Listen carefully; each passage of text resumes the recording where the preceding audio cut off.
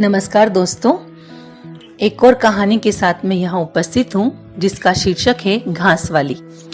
मुलिया हरी हरी घास का गट्ठा लेकर आई तो उसका गेहुआ रंग कुछ तमतमाया हुआ था और बड़ी बड़ी मत भरी आंखों में शंका समाई हुई थी।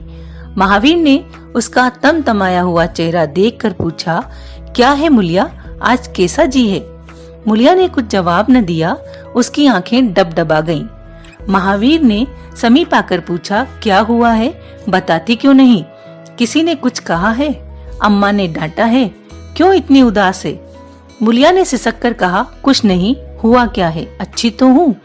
महावीर ने मुलिया को सिर से पांव तक देखकर कहा, चुपचाप रोएगी, बताएगी नहीं? मुलिया ने बात टालकर कहा, कोई बात भी हो, क्या बताऊं?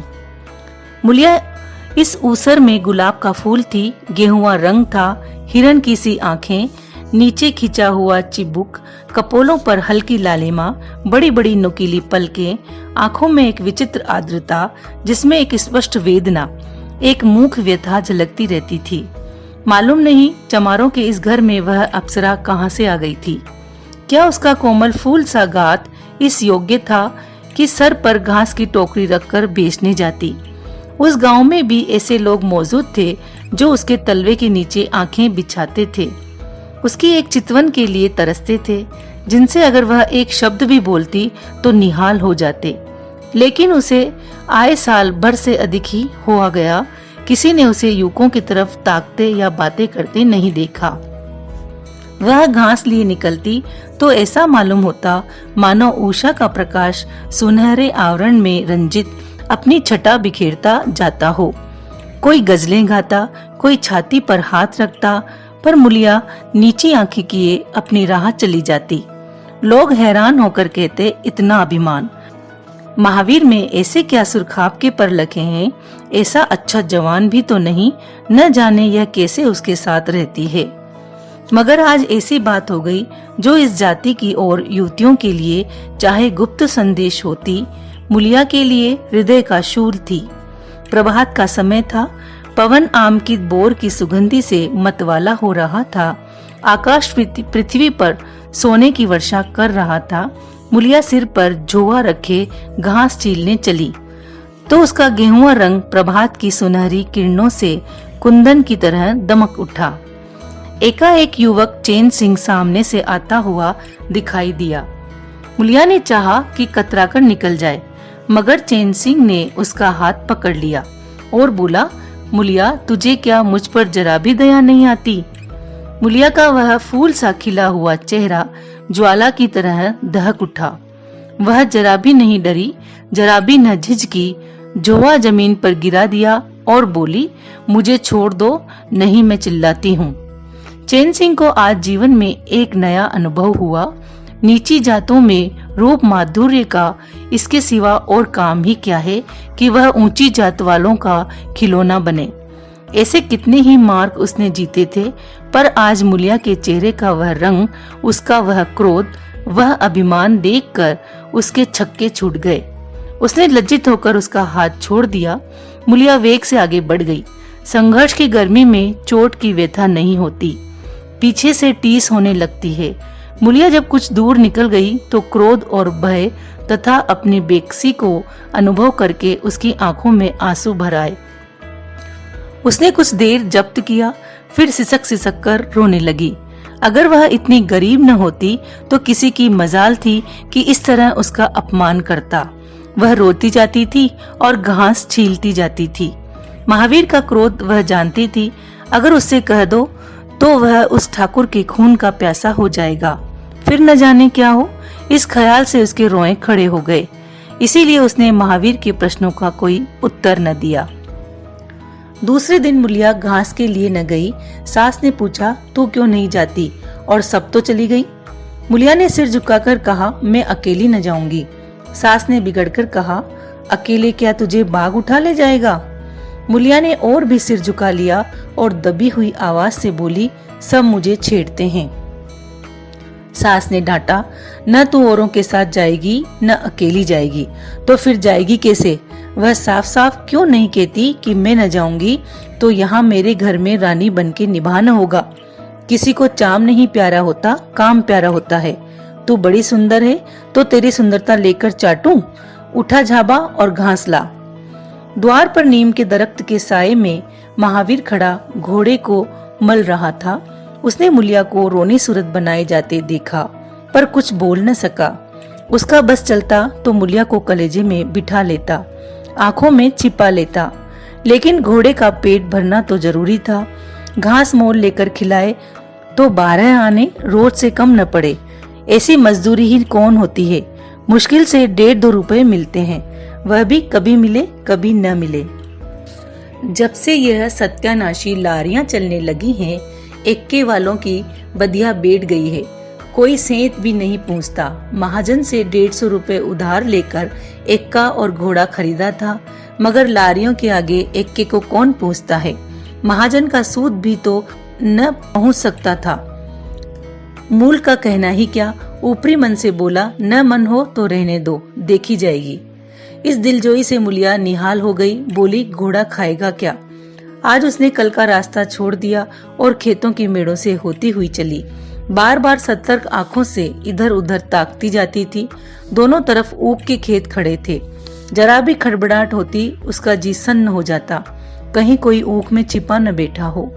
मगर कोई नई बात न हुई। ऊख के खेत निकल गए, आमों का बाग निकल गया, सींचे हुए खेत नजर आने लगे। दूर के कुएं पर पुर चल रहा था।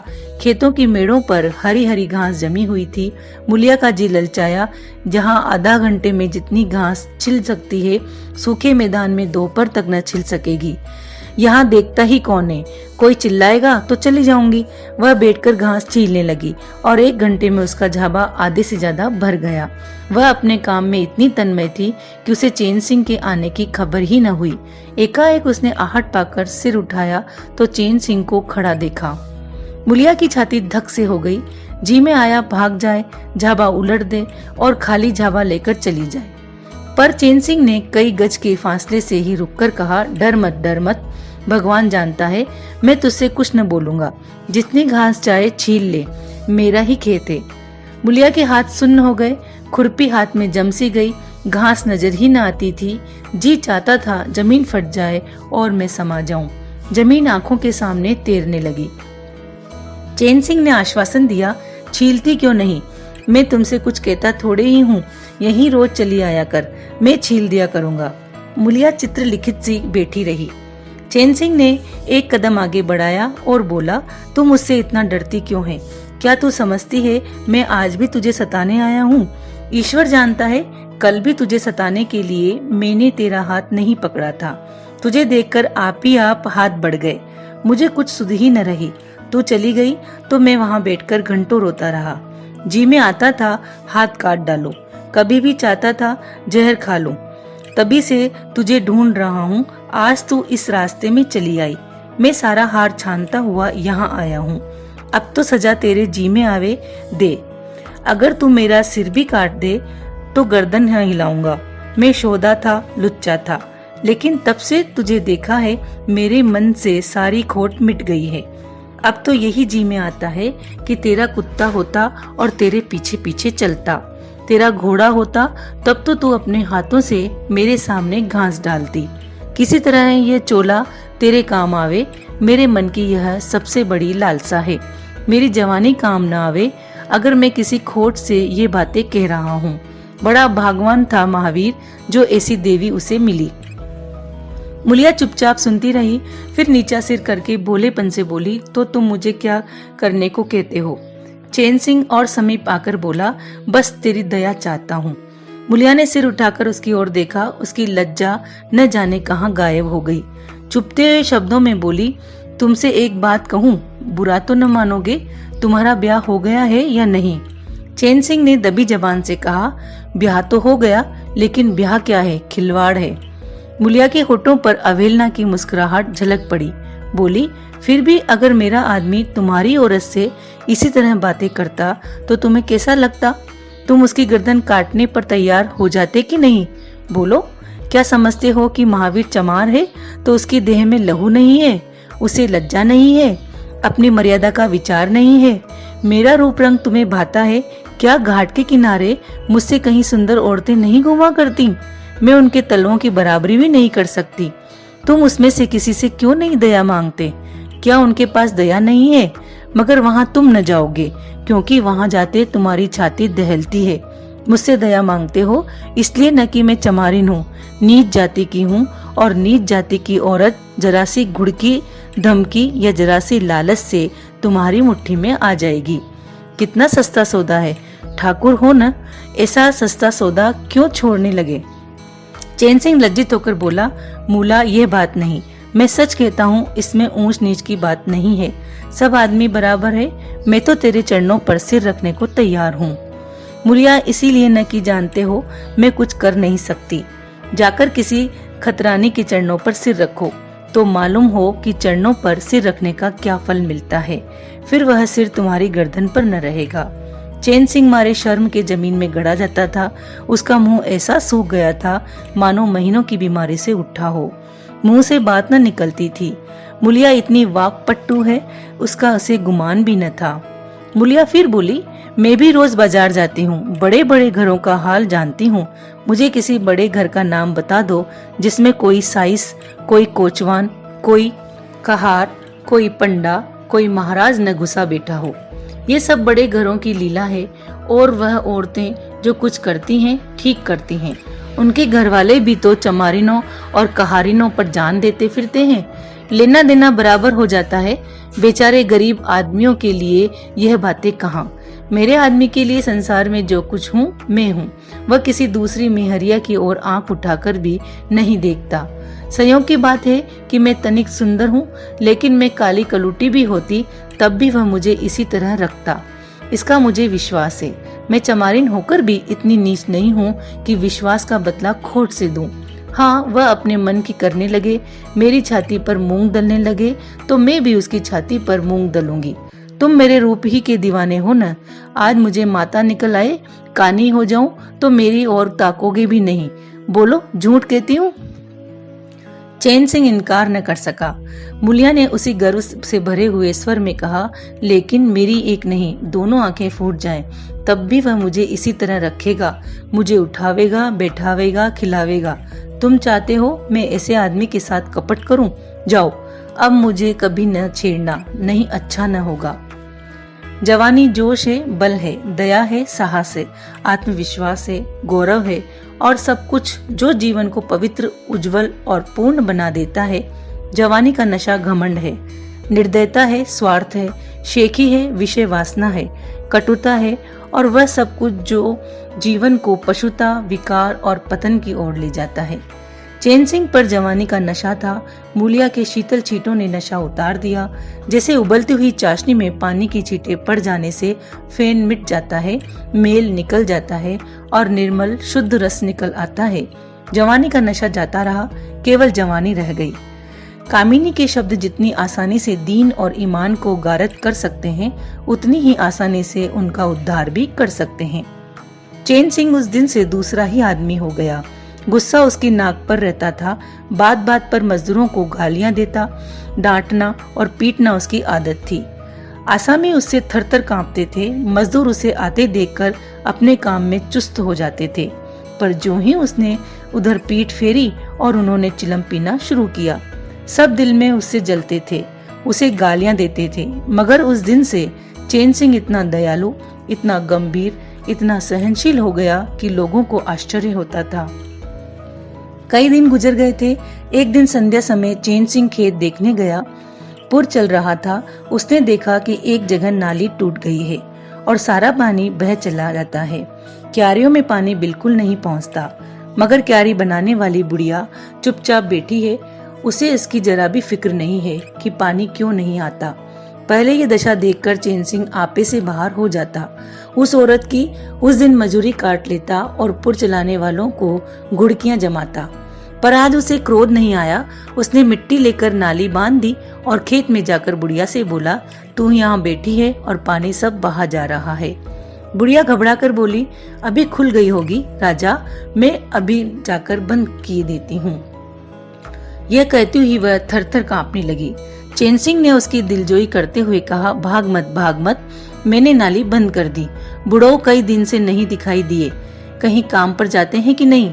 बुढ़िया गदगद होकर बोली, आजकल तो खाली ही बैठे हैं भैया, कहीं काम नहीं लगता। चैन सिंह ने नम्र भाव से कहा, तो हमारे यहाँ लगा दे, थोड़ा सा सन रखा है, उसे काट दे। ये कहता हुआ वह कुएं की ओर चला गया। यहाँ 4 पुर चल रहे थे, पर इस वक्त 2 हकवे बेर खाने गए थे। चैन सिंह को देखते ही मजूरों के होश उड़ गए। ठाकुर ने पूछा, 2 आदमी कहाँ गए? तो क्या जवाब देंगे? सबके सब डांटे जाएंगे। बेचारे दिल में सहमे जा रहे थे। चैन सिंह ने पूछा, वह दोनों कहाँ चले गए? किसी के मुंह से आवाज न निकली। सहसा सामने से दोनों मजूर धोती के एक कोने में बेर भरे आते दिखाई दिए। खुश खुश बात करते चले आ रहे थे। चैन सिंह पर निगाह पड़ी तो दोनों के प्राण सूख गए। पांव मन भर के हो गए। अब न आते बनता न जाते। दोनों समझ गए कि आज डांट पड़ी, शायद मजूरी भी कट जाए। चाल धीमी पड़ गई। इतने में चैन सिंह ने पुकारा, बढ़ आओ, कैसे बेर हैं? लाओ जरा मुझे भी दो, मेरे ही पेड़ के हैं ना। दोनों और भी सहम उठे। आज ठाकुर जीता न छोड़ेगा, कैसा मीठा मीठा कर बोल रहा है, उतनी ही भिगो कर लगाएगा। बेचारे और भी सिकुड़ गए। चैन सिंह ने फिर कहा, जल्दी से आओ जी, पक्की सब में ले लूंगा। जरा एक आदमी लपक कर घर से थोड़ा सा नमक तो ले आओ। बाकी दोनों मजूरों से तुम भी दोनों जाओ, उस पेड़ के बेर मीठे होते हैं, बेर खा लें, काम तो करना ही है।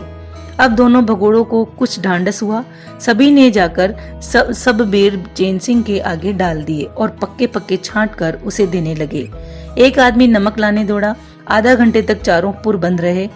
जब सब बेर उठ गए और ठाकुर चलने लगे तो दोनों अपराधियों ने हाथ जोड़कर कहा, भैया जी आज जान बख्शी हो जाए, बड़ी भूख लगी थी, नहीं तो कभी न जाते। चैन सिंह ने नम्रता से कहा, तो इसमें बुराई क्या है, मैंने तो भी बेर खाए, एक आधा घंटे का हरज हुआ, यही ना। तुम चाहोगे तो घंटे भर का काम आधा घंटे में कर दोगे, न चाहोगे दिन भर में भी घंटे भर का काम न होगा।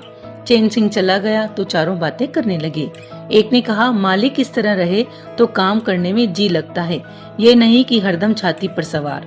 दूसरा, मैंने तो समझा आज कच्चा ही खा जाएंगे। तीसरा, कई दिन से देखता हूँ मिजाज नरम हो गया है। चौथा, सांझ को पूरी मजूरी मिले तो कहना। पहला, तुम तो हो गोबर गणेश, आदमी का रुख नहीं पहचानते। दूसरे ने कहा, अब खूब दिल लगाकर काम करेंगे। तीसरे ने कहा, और क्या, जब उन्होंने हमारे ऊपर छोड़ दिया तो हमारा भी धर्म है कि कोई कसर न छोड़े। चौथे ने कहा, मुझे तो भैया ठाकुर पर अब भी विश्वास नहीं होता। एक दिन चैन सिंह को किसी काम से कचहरी जाना था। 5 मील का सफर था। यूं तो वह बराबर अपने घोड़े पर जाया करता था, पर आज धूप बड़ी तेज हो रही थी। सोचा एक्के पर चला चलूं। महावीर को कहला भेजा, मुझे लेते जाना। कोई 9 बजे महावीर ने पुकारा। चैन सिंह तैयार बैठा था, चटपट एक्के पर बैठ गया, मगर घोड़ा इतना दुबला हो रहा था, एक्के की गद्दी इतनी मेली और फटी हुई, सारा सामान इतना रद्दी कि चैन सिंह को उस पर बैठते शर्म आई। पूछा, ये सामान क्यों बिगड़ा हुआ है महावीर? तुम्हारा घोड़ा तो इतना दुबला कभी न था, क्या आजकल सवारियां कम है क्या? महावीर ने कहा, नहीं मालिक, सवारियां काहे नहीं है, मगर लारियां के सामने एक्के को कौन पहुंचता है। कहाँ 2, 2.5, 3 की मजूरी करके घर लौटता था, कहाँ अब 20 आने पैसे भी नहीं मिलते। क्या जानवर को खिलाऊं, क्या आप खाऊं? बड़ी विपत्ति में पड़ा हूँ। सोचता हूँ एक्का घोड़ा बेच बाच कर आप लोगों की मजूरी कर लूं, पर कोई ग्राहक नहीं लगता। ज्यादा नहीं तो 12 आने तो घोड़े को ही चाहिए, घास ऊपर से। जब अपना ही पेट नहीं चलता तो जानवर को कौन पूछे। चैन सिंह ने उसके फटे हुए कुर्ते की ओर देखकर कहा, 2-4 बीघे खेती क्यों नहीं कर लेते? महावीर सिर झुकाकर बोला, खेती के लिए बड़ा पौरुष चाहिए मालिक। मैंने तो यही सोचा है कि कोई ग्राहक लग जाए तो एक्के को औने पौने निकाल दूं, फिर घास छीलकर बाजार ले जाया करूं। आजकल सास पतोहू दोनों छीलती हैं, तब जाकर 10-12 आने पैसे नसीब होते हैं। चैन सिंह ने पूछा, तो बुढ़िया बाजार जाती होगी? महावीर लजाता हुआ बोला, नहीं भैया, वह इतनी दूर कहाँ चल सकती है, घर वाली चली जाती है, दोपहर तक घास छीलती है, तीसरे पहर बाजार जाती है, वहां से घड़ी रात गए लौटती है, हलकान हो जाती है भैया, मगर क्या करूं, तकदीर से क्या जोर। चैन सिंह कचहरी पहुंच गए और महावीर सवारियों की टोह में इधर उधर इक्के को घुमाता हुआ शहर की तरफ चला गया। चैन सिंह ने उसे 5 बजे आने को कह दिया। कोई 4 बजे चैन सिंह कचहरी से फुर्सत पाकर बाहर निकले। अहाते में पान की दुकान थी। जरा और आगे बढ़कर एक घना बरगद का पेड़ था। उसकी छांव में 20 ही तांगे एक के फिटने खड़ी थीं। घोड़े खोल दिए गए थे। वकीलों, मुख्तारों और अफसरों की सवारियां यहीं खड़ी रहती थीं। चैन सिंह ने पानी पिया, पान खाया और सोचने लगा, कोई लारी मिल जाए तो जरा शहर चला जाऊं, कि उसकी निगाह एक घास वाली पर पड़ गई। सिर पर घास का झाबा रखे साइसों से मोल भाव कर रही थी। चैन सिंह का हृदय उछल पड़ा। यह तो मुलिया है। बनी ठनी एक गुलाबी साड़ी पहने कोचवानों से मोल तोल कर रही थी। कई कोचवान जमा हो गए थे। कोई उससे दिल लगी करता था, कोई घूरता था, कोई हंसता था। एक काले कलूटे कोचवान ने कहा, मुला, घास तो उड़ के अधिक से अधिक 6 आने की है। मुलिया ने उन्माद पैदा करने वाली आंखों से देखकर कहा, 6 आने पर लेना है तो सामने घसियारी ने बैठी हैं, चले जाओ, 2-4 पैसे कम में पा जाओगे। मेरी घास तो 12 आने में ही जाएगी। एक अधेड़ कोचवान ने फिटन के ऊपर से कहा, तेरा जमाना है, 12 आने नहीं, 1 रुपया मांग। लेने वाले झक मारेंगे और लेंगे। निकलने दे वकीलों को, अब देर नहीं है। एक तांगे वाले ने, जो गुलाबी पगड़ी बांधे हुए था, बोला, बुढ़ऊ के मुंह में पानी भराया। अब मुलिया काहे को किसी की ओर देखेगी। चैन सिंह को ऐसा क्रोध आ रहा था कि इन दुष्टों को जूते से पीटे। सबके सब कैसे उसकी ओर टकटकी लगाए ताक रहे हैं, आंखों से पी जाएंगे। और मुलिया भी यहाँ कितनी खुश है, न लजाती है, न झिझकती है, न दबती है। कैसे मुस्कुरा मुस्कुरा कर रसीली आंखों से देख देख कर सिर का आंचल खिसका खिसका कर मुंह मोड़ मोड़ कर बातें कर रही है। वही मुलिया जो शेरनी की तरह तड़प उठी थी। इतने में 5 बजे अमले और वकील मुख्तारों का एक मेला सा निकल पड़ा। अमले लारियों पर दौड़े, वकील मुख्तार इन सवारियों की ओर चले। कोचवानों ने चटपट घोड़े जोते। कई महाशयों ने मुलिया को रसिक नेत्रों से देखा और अपनी अपनी गाड़ियों पर जा बैठे। एकाएक मुलिया घास का झाबा लिए उस फिटन के पीछे दौड़ी। फिटन में एक अंग्रेजी फैशन के जवान वकील साहब बैठे थे। उन्होंने पावदान पर घास रखवा ली, जेब से कुछ निकाल कर मुलिया को दे दिया। मुलिया मुस्काई। दोनों में कुछ बातें भी हुई जो चैन सिंह न सुन सका। एक क्षण में मुलिया प्रसन्न मुख घर की ओर चली।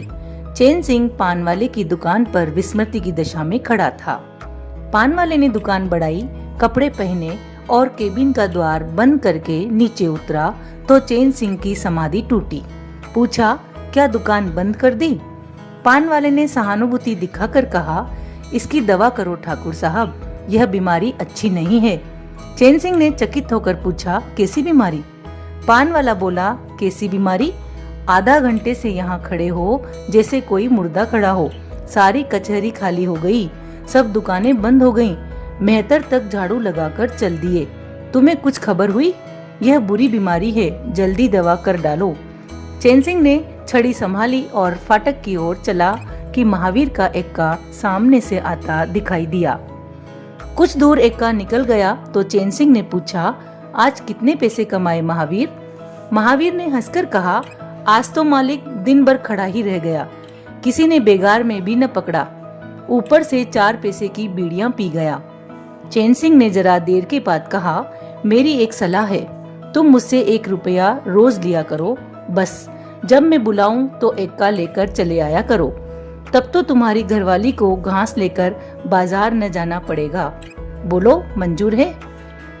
महावीर ने सजल आंखों से देखकर कहा, मालिक, आप ही का तो खाता हूँ, आपकी प्रजा हूँ, जब मर्जी हो पकड़ मंगवाइए, आपसे रुपए। चैन सिंह ने बात काटकर कहा, नहीं, मैं तुमसे बेगार नहीं लेना चाहता, तुम मुझसे 1 रुपया रोज लिए जाया करो, घास लेकर घरवाली को बाजार मत भेजा करो, तुम्हारी आबरू मेरी आबरू है। और भी रुपए पैसे का जब काम लगे बेखटके चले आया करो।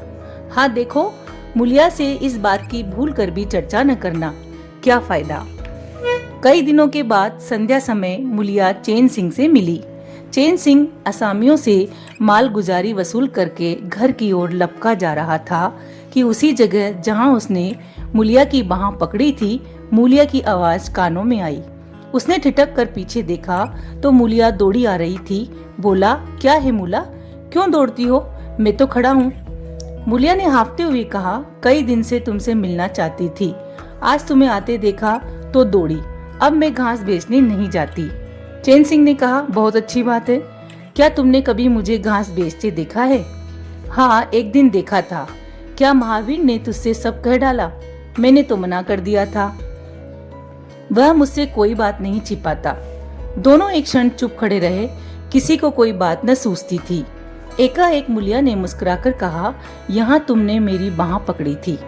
चैन सिंह ने लज्जित होकर कहा, उसको भूल जाओ मूला, मुझ पर जाने कौन भूत सवार था।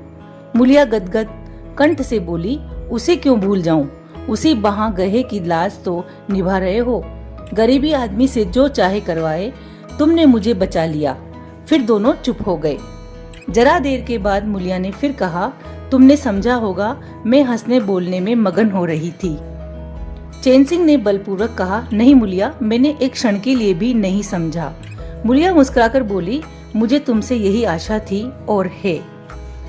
पवन सींचे हुए खेतों में विश्राम करने जा रहा था। सूर्य निशा की गोद में विश्राम करने जा रहा था और उस मलिन प्रकाश में चैन सिंह मुलिया की विलीन होती हुई रेखा को खड़ा देख रहा था।